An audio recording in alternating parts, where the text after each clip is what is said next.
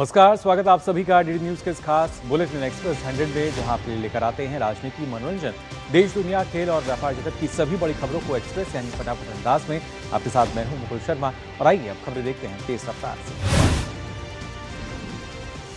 प्रधानमंत्री नरेंद्र मोदी आज दोपहर 3:30 बजे मेरा बूथ सबसे मजबूत महिला संवाद अभियान के तहत बूथ स्तर पर महिलाओं से बातचीत करेंगे।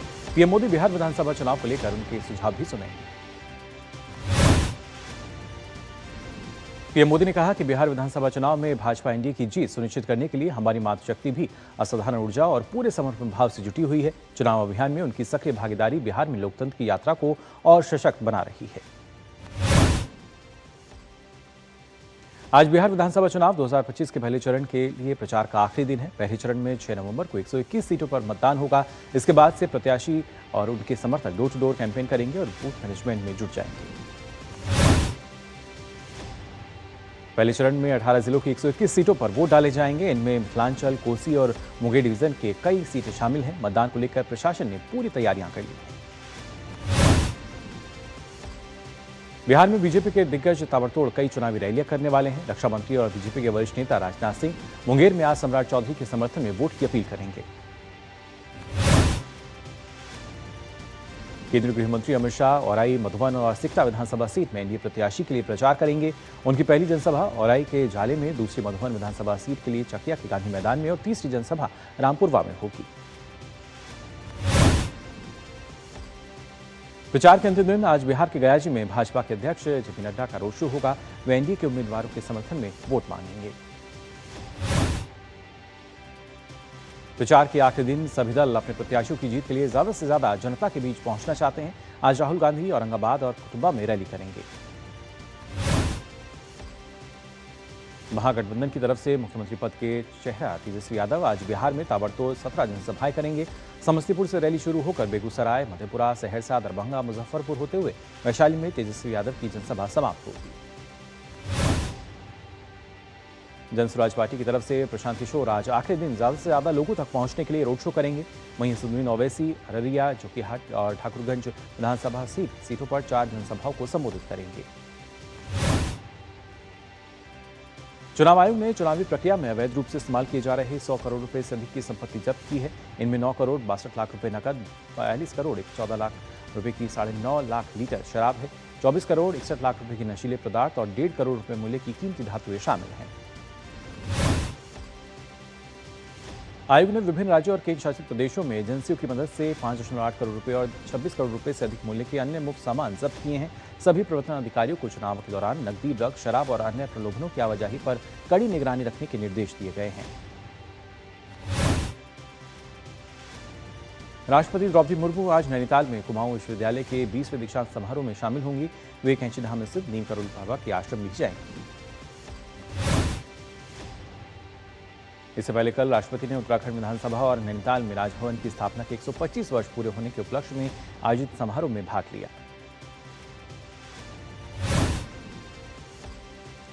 उपराष्ट्रपति सीपी राधाकृष्णन के केरल दौरे का आज दूसरा दिन है। आज वे तिरुवनंतपुरम स्थित Shri Chitra Tirunal institute for medical sciences and technology का दौरा करेंगे। इससे पहले कल उपराष्ट्रपति ने फातिमा माता नेशनल कॉलेज कोल्लम की हीरक जयंती समारोह में भाग लिया। अपने संबोधन में उन्होंने कहा कि भारत आज आत्मनिर्भरता, नवाचार और समावेशी विकास मार्ग पर तेजी से आगे बढ़ रहा है। उपराष्ट्रपति सीपी राधाकृष्णन ने केरल के कोल्लम में federation of Indian car exports association के सदस्यों के साथ मुलाकात की। उन्होंने भारत के खैर क्षेत्र की उल्लेखनीय वृद्धि की सराहना की। विदेश मंत्री डॉक्टर जयशंकर आज नई दिल्ली में इस्रायल के विदेश मंत्री गिदोन सार से मुलाकात करेंगे। दोनों नेता रक्षा, कृषि, जल प्रबंधन, नवाचार, प्रौद्योगिकी और व्यापार जैसे क्षेत्रों में सहयोग को बढ़ाने पर चर्चा करेंगे। क्षेत्रीय और वैश्विक मुद्दों पर भी विचार विमर्श होगा। भारत और इस्रायल के बीच लंबे समय से घनिष्ठ संबंध हैं, जिन्हें हाल के वर्षों में और अधिक मजबूती मिली है। इस्रायल के विदेश मंत्री के साथ ये बैठक दोनों देशों के बीच आपसी विश्वास और साझेदारी को और गहरा करने की दिशा में एक महत्वपूर्ण कदम मानी जा रही है। केंद्रीय श्रम मंत्री मनसुख मांडविया आज से 6 नवंबर तक दोहा में सामाजिक विकास पर दूसरे विश्व शिखर सम्मेलन में भारतीय प्रतिनिधिमंडल का नेतृत्व करेंगे। कल 5 नवंबर को नीति आयोग कार्यक्रम आयोजित करेगा, जिसमें महिलाओं के आर्थिक सशक्तिकरण को प्रदर्शित किया जाएगा। निर्वाचन आयोग आज एसआईआर अभियान का दूसरा चरण शुरू करेगा। इसमें 9 राज्य और 3 केंद्र शासित प्रदेशों के लगभग 51 करोड़ मतदाता शामिल होंगे। निर्वाचन आयोग के अनुसार गणना चरण से यह प्रक्रिया 4 दिसंबर तक जारी रहेगी। एसआईआर के इस नए चरण में अंडमान निकोबार द्वीप समूह, लक्षद्वीप, छत्तीसगढ़, गोवा, गुजरात, केरल, मध्य प्रदेश, पुडुचेरी, राजस्थान, तमिलनाडु, उत्तर प्रदेश और पश्चिम बंगाल शामिल होंगे। इनमें तमिलनाडु, पुडुचेरी, केरल और पश्चिम बंगाल में 2026 में विधानसभा चुनाव होने हैं। भाजपा ने चुनाव आयोग से पश्चिम बंगाल में मतदाता सूची पुनरीक्षण में सावधानी बरतने का आग्रह किया है। भाजपा का आरोप है कि ममता सरकार ने घुसपैठियों के लिए फर्जी दस्तावेज जारी किए हैं। बीजेपी नेता अमित मालवीय ने पश्चिम बंगाल में मतदाता सूची में गड़बड़ियों का आरोप लगाया। अमित मालवीय ने मुख्यमंत्री ममता बनर्जी पर फर्जी वोटरों के सहारे सरकार चलाने का भी आरोप लगाया। पश्चिम बंगाल की सीएम ममता बनर्जी ने कहा है कि वे आज एसआईआर के खिलाफ अपनी आपत्ति दर्ज कराने के लिए कोलकाता में एक विशाल विरोध मार्च का नेतृत्व करेंगी। दूसरी ओर पश्चिम बंगाल के नेता प्रतिपक्ष शुभेंदु अधिकारी उत्तर 24 परगना जिले में एसआईआर के माध्यम से घुसपैठियों को बाहर निकालने की मांग को लेकर जुलूस निकालेंगे। केंद्रीय मंत्री सुकांत मजूमदार ने कहा है कि वे एसआईआर का मुद्दा बनाने की कोशिश कर रहे हैं। बंगाल का असली मुद्दा बेरोजगारी है, महिलाओं के साथ दुष्कर्म हो रहे हैं। इन मुद्दों को दबाने की कोशिश की जा रही है। तमिलनाडु में सत्तारूढ़ पार्टी द्रमुक ने सुप्रीम कोर्ट में याचिका दायर कर राज्य में मतदाता सूची का विशेष गहन पुनरीक्षण कराने के चुनाव आयोग के फैसले को चुनौती दी है। पार्टी ने याचिका में इस कवायद को असंवैधानिक मनमाना और लोकतांत्रिक अधिकारों के लिए खतरा बताया। इससे पहले चुनाव आयोग ने मद्रास हाईकोर्ट में कहा कि मतदान सूचियों के एसआईआर प्रक्रिया को लेकर किसी आशंका की जरूरत नहीं है। आपत्तियों पर विचार करने के बाद ही अंतिम मतदाता सूची प्रकाशित की जाएगी। भारत और बहरीन के बीच सोमवार को दिल्ली में 5वीं संयुक्त उच्च आयोग की बैठक हुई। बैठक में दोनों देशों के विदेश मंत्री मौजूद रहे। दोनों देशों ने सीमा पार आतंकवाद के खिलाफ भी साझा प्रतिबद्धता दोहराई और सूचना साझेदारी, क्षमता निर्माण और साइबर सुरक्षा सहयोग बढ़ाने पर सहमति जताई। 5वीं उच्च संयुक्त आयोग की बैठक में आतंकवाद के खिलाफ लड़ाई में भारत का एक साथ देते हुए मध्य पूर्व के इस्लामिक देश बहरीन ने आतंकवाद की कड़ी निंदा की और इसे वैश्विक शांति और स्थिरता के लिए गंभीर खतरा बताया। केंद्रीय मंत्री किरेन रिजिजू ने उत्तराखंड में अंतर्राष्ट्रीय स्पर्श हिमालय महोत्सव में शिरकत की। उन्होंने कहा कि ये स्थान आध्यात्मिक दृष्टि से सुकून देने वाला है। राजधानी दिल्ली के इंडिया हेरिटेज सेंटर में सत्याग्रह समिट का आयोजन किया गया। 2 दिवसीय समिट का विषय जलवायु टिकाऊ विश्व के लिए कार्य करने हेतु नवाचार है। भारत ने यूनेस्को की 43वीं आम सभा में शिक्षा के क्षेत्र से जुड़े मुद्दों पर अपनी बात रखी। भारत के SDG 4 के तहत गुणवत्तापूर्ण शिक्षा के लक्ष्य को आगे बढ़ाते हुए शिक्षकों के सम्मान और सशक्तिकरण पर विशेष जोर दिया। भारत ने यूनेस्को के 43वीं आम सभा में राष्ट्रीय शिक्षा नीति 2020, PM श्री स्कूल्स और स्किल इंडिया मिशन जैसी पहलों की उपलब्धियों पर भी बात की। केंद्रीय मंत्री जितेंद्र प्रसाद ने रोमानिया में आर्थिक सहयोग के लिए भारत रोमानिया संयुक्त समिति की 19वीं बैठक में भाग लिया। बैठक में फैसला हुआ कि रोमानिया हर साल 30,000 भारतीयों के लिए रोजगार के अवसर देगा। भारत ने तिमोर लेस्ते में रेबीज प्रकोप से निपटने के लिए 10,000 खुराक के रेबीज वैक्सीन और 2,000 शीशियां रेबीज इम्यूनोग्लोबुलिन की तत्काल के भेजी है। विदेश मंत्रालय ने कहा है कि भारत वैश्विक दक्षिण के लिए एक विश्वसनीय स्वास्थ्य भागीदार और संकट के समय फर्स्ट रेस्पॉन्डर बने रहने के लिए प्रतिबद्ध है। जेएनयू में आज शासन चुनाव के लिए मतदान होना है। चुनावों में अध्यक्ष, उपाध्यक्ष, महासचिव और संयुक्त सचिव जैसे 4 प्रमुख पदों के लिए वोट डाले जाएंगे। इस साल वामपंथी गठबंधन, ABVP, NSUI और अन्य छात्र संगठनों के बीच कड़ा मुकाबला देखने को मिलेगा। जेएनयू में आज शासन चुनाव में मतदान का पहला सत्र सुबह 9 बजे से दोपहर 1 बजे तक चलेगा और दूसरा सत्र दोपहर 2:30 बजे से शाम 5:30 बजे तक चलेगा। मतदान खत्म होने के बाद रात 9 बजे से मतगणना शुरू होगी। केंद्रीय मंत्री ज्योतिरादित्य सिंधिया ने असम में उत्तर पूर्वी विज्ञान और प्रौद्योगिकी क्लस्टर का उद्घाटन और 635 करोड़ रुपए की विकास परियोजनाओं का शिलान्यास किया। केंद्रीय मंत्री ज्योतिरादित्य सिंधिया ने पूर्वोत्तर की 6 प्रतिष्ठित हस्तियों को भारत रत्न डॉक्टर भूपेन हजारिका राष्ट्रीय पुरस्कार 2025 प्रदान किया। गुवाहाटी के NDFI हाउस से संबंधित क्षेत्रों में उत्कृष्ट योगदान के लिए पुरस्कार प्रदान किए गए। केंद्रीय मंत्री डॉक्टर जितेंद्र सिंह ने अपने एक्स हैंडल पर मैकडॉनल्ड्स का बादशाह बर्गर खाते हुए वीडियो साझा किया है और लिखा है, विदेश भी हुआ स्वदेशी। ये बर्गर CSIR CFTRE मैसूर द्वारा विकसित स्वदेशी तकनीक से तैयार किया गया है। इसरो चेयरमैन वी नारायणन ने बताया है कि अगले 5 महीनों में 7 मिशन को अंजाम देने की तैयारियां पूरी की जा चुकी हैं। इनमें गगनयान के तहत पहला मानव रहित मिशन भी शामिल है।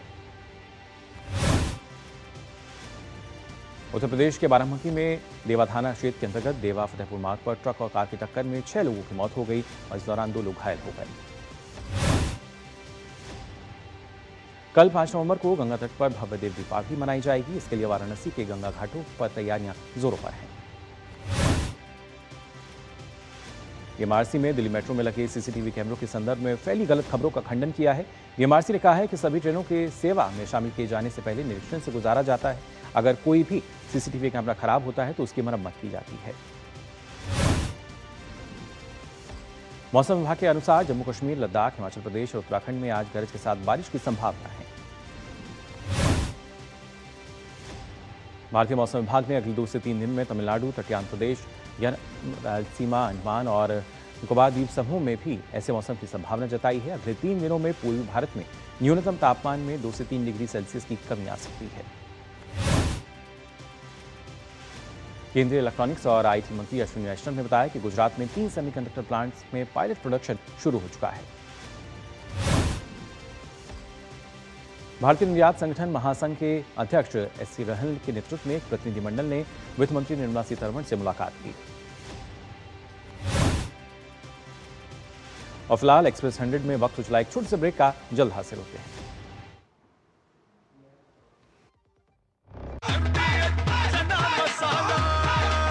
अब छोलिया हो या लोबिया, सफेद चने या काले चने, सब कुछ मजेदार बने। मेरी पसंद, मेरी पसंद, मेरी पसंद, मेरी पसंद, हमारी पसंद, हम सबकी पसंद। मजबूत देश का मजबूत सरिया हो गया स्टील। कौन है जो जोड़े देश को? विकसित भारत का विकसित भारत। LIC युवा प्रोफेशनल्स के लिए लाए हैं नव जीवन श्री। करें नियमित प्रीमियम का भुगतान, जीवन बीमा का आनंद लें, प्राप्त करें प्रीमियम के प्रतिशत पर गारंटीकृत एडिशंस। अपने वित्तीय लक्ष्यों के अनुरूप मैच्योरिटी पर गारंटीकृत धनराशि पाएं। मौजूदा पॉलिसी धारकों के लिए आकर्षक अतिरिक्त लाभ। आज ही खरीदें। हिंग देना, वो वाली MDH की सुपर हीट। जिन्होंने यूज किया है वो जानते हैं असली हींग का स्वाद। MDH सुपर हींग, शुद्धता का असली तड़का। असली मसाले सच सच MDH। ब्रेक के बाद आप सभी का एक बार फिर स्वागत। आप देख रहे हैं एक्सप्रेस 100। आइए एक बार फिर से खबरों पर नजर डालते हैं तेज रफ्तार से। केंद्रीय मंत्री शिवराज सिंह चौहान ने महाराष्ट्र के किसानों से वर्चुअल जुड़कर गहराई से सुनी फसल बीमा क्लेम संबंधी समस्याएं। कहा सरकार मामले की करेगी पूरी पड़ताल। फसल बीमा क्लेम में किसानों की शिकायतों को लेकर केंद्रीय मंत्री शिवराज सिंह चौहान ने बीमा कंपनियों को दिया सख्त निर्देश। दिल्ली में हुई हाई लेवल मीटिंग। संचालिका महानियंत्रक वंदना गुप्ता ने दिल्ली में सर्कल पेंशन अभियान का शुभारंभ किया। पेंशन भोगी सेवाओं को बढ़ाने के लिए 100% डिजिटल जीवन प्रमाण पत्र जमा करने पर जोर। इंडिया पोस्ट पेमेंट्स बैंक ने कर्मचारी भविष्य निधि संगठन के साथ समझौता ज्ञापन पर हस्ताक्षर किए। पेंशन भोगियों को उनकी सुविधानुसार डिजिटल जीवन प्रमाण पत्र के लिए किया समझौता। कार्मिक लोक शिकायत और पेंशन राज्य मंत्री डॉक्टर जितेंद्र सिंह ने राष्ट्रव्यापी डिजिटल जीवन प्रमाण पत्र चौथे चरण के अभियान के अंतर्गत भारतीय स्टेट बैंक द्वारा आयोजित मेगा पेंशनर स्कैम का उद्घाटन किया। मेगा पेंशनर स्कैम के दौरान 500 से अधिक डिजिटल जीवन प्रमाण पत्र बनाए गए। पेंशन भोगियों ने डिजिटल जीवन प्रमाण पत्र द्वारा डिजिटल सशक्तिकरण पर अपार संतुष्टि व्यक्त की। केरल कैडर के 1994 बैच के IAS अधिकारी संजय गर्ग ने भारतीय मानक ब्यूरो के महानिदेशक का पदभार संभाला। गर्ग को 3 दशकों के अधिक के विविध प्रशासनिक, सामाजिक और अन्य क्षेत्रों में रणनीतिक योजना, नीति निर्माण और कार्यान्वयन में विशेषज्ञता प्राप्त है। केंद्र सरकार ने ओडिशा में ग्रामीण स्थानीय निकायों को 15वें वित्त आयोग के अंतर्गत 444 करोड़ रुपए की अनुदान राशि जारी की। रेल मंत्रालय ने महीने भर चलने वाले विशेष अभियान 5.0 में सक्रिय रूप से भाग लिया। इसके तहत लोक शिकायतों, VIP संदर्भों और लंबित मामलों के निपटान में 100% लक्ष्य हासिल किया।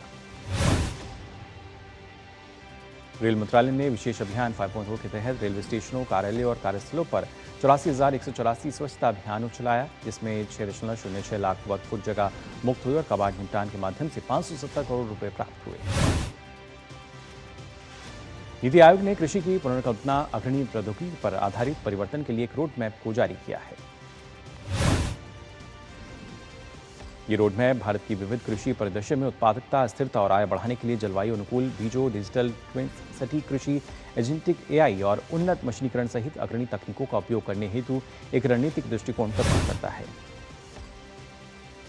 NFRA ने ऑडिट प्रैक्टिस टूलकिट जारी करना शुरू कर दिया है। इसका मुख्य उद्देश्य ऑडिट में लगे छोटे एवं मझोले प्रैक्टिशनर्स को सहायता प्रदान करना है। काउंटर पॉइंट रिसर्च रिपोर्ट के अनुसार भारत के स्मार्टफोन मार्केट में वर्ष सितंबर तिमाही में सालाना आधार पर वॉल्यूम को लेकर 5% और वैल्यू को लेकर 18% की वृद्धि दर्ज की गई है। PLI स्कीम के तहत एप्लीकेशन पर मिली अच्छी प्रतिक्रिया के आधार पर जारी केयरेज रेटिंग्स की रिपोर्ट की उम्मीद की जा रही है। वित्त वर्ष 2028 तक भारत की सोलर कैपेसिटी लगभग 216 गीगावाट के आंकड़े तक पहुंच जाएगी, जो कि 3.5 मिलियन यूनिट बिजली जनरेट करेगी।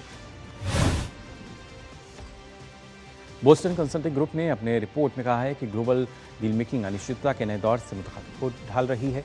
वहीं दूसरी ओर भारत का M&A परिदृश्य लगातार मजबूती का प्रदर्शन कर रहा है, जो कि निवेशकों के देश की ग्रोथ फंडामेंटल में निरंतर विश्वास को दर्शाता है। स्टार्टअप फाउंडर के वेज बिरयानी ऑर्डर करने पर मिली non veg biryani, post viral Swiggy और बहरोज को बड़ी मुश्किलें। अदानी ग्रुप की कंपनी अंबुजा सीमेंट्स ने चालू वित्त वर्ष की दूसरी तिमाही के नतीजे घोषित किए। जुलाई से सितंबर अवधि में कंपनी का मुनाफा सालाना आधार पर 364% बढ़कर 2,302.3 करोड़ रुपए हो गया है, जो कि एक साल पहले समान अवधि में 496.5 करोड़ था।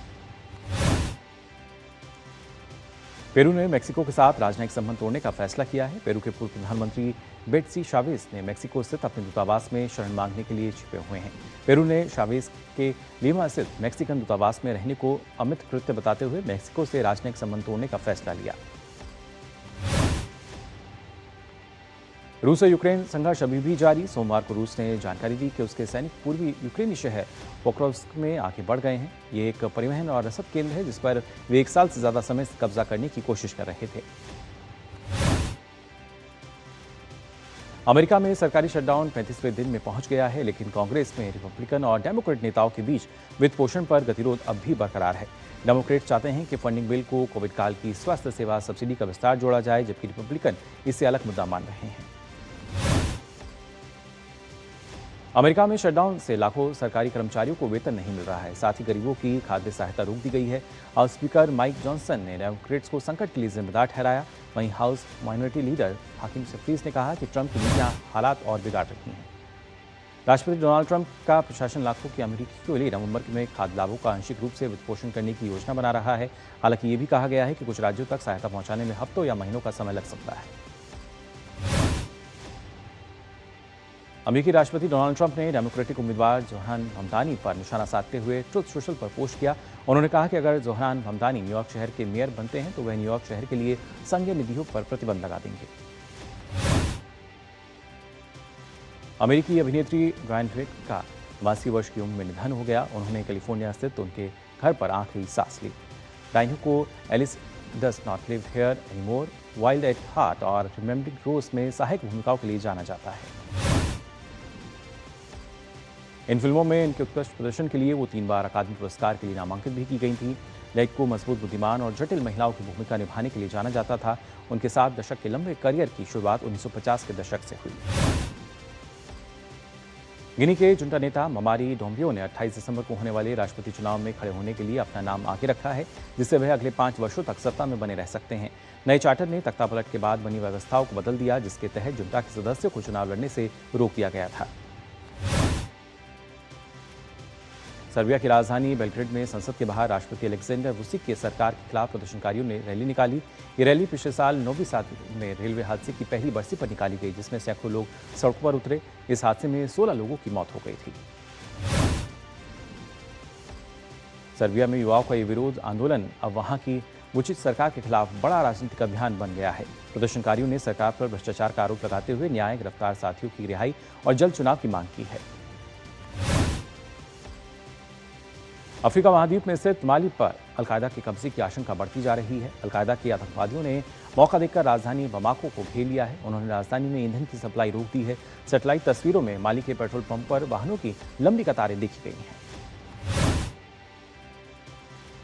फ्रांसीसी सेना ने मानवीय सहायता लेकर एक जहाज इस साल के सबसे भीषण चक्रवाती तूफान मेलिसा से प्रभावित जमैका में पहुंचा। सहायता में जल उपचार उपकरण, टेंट, गद्दे, लैंप, स्वच्छ किट और खाद्य आपूर्ति शामिल रही। 1988 के बाद इसे सबसे भयंकर तूफान माना जा रहा है, जिससे 48 से 52 बिलियन डॉलर के नुकसान और आर्थिक हानि का अनुमान लगाया गया है। सबसे ज्यादा तबाही जमैका में हुई है, जिससे लाखों लोग प्रभावित हुए हैं। रोम में कोलोसियम के पास एक पुरानी इमारत आंशिक रूप से ढह गई, जिसमें एक मजदूर की मौत हो गई। इमारत के आंशिक ढहने से मजदूर मलबे में फंस गया था। हालांकि कई घंटों की मशक्कत के बाद उस मजदूर को बाहर तो निकाल लिया गया, लेकिन उसे बचाया नहीं जा सका। जिस वक्त यह हादसा हुआ, जब दमकलकर्मी हवाई सीढ़ियों से इमारत पर कुछ काम कर रहे थे, अचानक भरभराकर इमारत का हिस्सा ढहने लगा और देखते ही देखते धूल का बड़ा अंबार दिखा। सोमवार को अफगानिस्तान के मज़ार शरीफ के पास 6.3 तीव्रता के भूकंप से जानमाल का काफी नुकसान हुआ है। अब तक 20 लोगों की मौत हो चुकी है, सैकड़ों लोग घायल हैं। 25 गंभीर रूप से घायल लोगों का इलाज अस्पताल में चल रहा है। अफगानिस्तान में आए भूकंप से वहां के महत्वपूर्ण धार्मिक स्थल मज़ार शरीफ स्थित नीली मस्जिद भी क्षतिग्रस्त हो गई है। हालांकि मुख्य संरचना को नुकसान नहीं पहुंचा है, लेकिन भूकंप से वहां की टाइलें उखड़ गई हैं। अफगानिस्तान में प्रभावित लोगों के लिए भारत की तरफ से मदद भेजी गई है। ट्रकों में भरकर खाद्य सामग्री और दवाइयां अफगानिस्तान के भूकंप प्रभावित इलाकों में रवाना कर दी गई हैं। अखिल भारतीय फुटबॉल महासंघ ने फैसला किया है कि भारतीय महिला लीग 2 चरणों में खेली जाएगी। फुटबॉल लीग का पहला चरण 20 दिसंबर 2025 से 6 जनवरी 2026 तक आयोजित किया जाएगा, जबकि फुटबॉल लीग का दूसरा चरण 20 अप्रैल से शुरू होकर 10 मई तक चलेगा। हिमाचल प्रदेश के मुख्यमंत्री सुखविंदर सिंह सुक्खू ने भारतीय महिला क्रिकेट टीम की तेज गेंदबाज रेणुका ठाकुर को 1 करोड़ रुपए की पुरस्कार राशि देने का ऐलान किया है। शिमला जिले के रोहडू सीट की रहने वाली रेणुका ठाकुर विश्व चैंपियन भारतीय महिला क्रिकेट टीम का हिस्सा रही हैं। पंजाब क्रिकेट एसोसिएशन ने विश्व कप विजेता हरमनप्रीत, अमनजोत और कोच मुनीश बाली के लिए कैश प्राइज की घोषणा की है। पीसीए के अध्यक्ष अमरजीत सिंह मेहता और मानद सचिव सिद्धांत शर्मा ने संयुक्त रूप से खिलाड़ियों को बधाई दी और कहा कि ये जीत पूरे देश के लिए गर्व का विषय है। हरमनप्रीत कौर और अमनजोत कौर को 11-11 लाख रुपए, जबकि फील्डिंग कोच और मुनीश बाली को 5 लाख रुपए का पुरस्कार दिया जाएगा। सूरत के ज्वेलर्स ने भारतीय महिला क्रिकेट टीम को विश्व चैंपियन बनने पर चांदी का बैट और स्टंप्स भेंट करने की घोषणा की। इसका कुल वजन 3818 ग्राम है। महिला विश्व कप 2025 में जीत के बाद स्नेहा राणा के घर पर जश्न का माहौल है। परिवार का मानना है कि आज के दौर में बेटियां जो हर एक क्षेत्र में अपना दमखम दिखा रही हैं, उन्हें पुरुषों से कमतर नहीं आंका जा सकता। केंद्रीय खेल मंत्री डॉक्टर मनसुख मांडविया ने घोषणा की है कि भारतीय हॉकी के 100 वर्ष पूरे होने के उपलक्ष्य में 7 नवंबर को भव्य समारोह का आयोजन होगा। केंद्रीय खेल मंत्री डॉक्टर मनसुख मांडविया ने देश भर के 550 से अधिक जिलों में कार्यक्रम आयोजित होने की घोषणा की। भारतीय महिला क्रिकेट टीम की स्टार ऑलराउंडर उत्तर प्रदेश की दीप्ति शर्मा ने अंतर्राष्ट्रीय स्तर पर देश और प्रदेश का नाम रोशन किया है। दीप्ति के इस उत्कृष्ट प्रदर्शन पर यूपी के डीजीपी ने उन्हें बधाई देते हुए कहा कि उन्हें गर्व और अपनी खुशी व्यक्त की। महिला क्रिकेट विश्व कप 2025 में जीत की बधाई देते हुए सुखविंदर टिक्कू ने कहा कि भारतीय महिला खिलाड़ी भी पुरुष टीम की तरह प्रभावशाली प्रदर्शन कर रही हैं। तो फिलहाल के लिए एक्सप्रेस न्यूज में बस इतना ही, लेकिन देश और दुनिया की तमाम खबरों के लिए आप देखते रहिए डीडी न्यूज। दीजिए अनुमति, नमस्कार।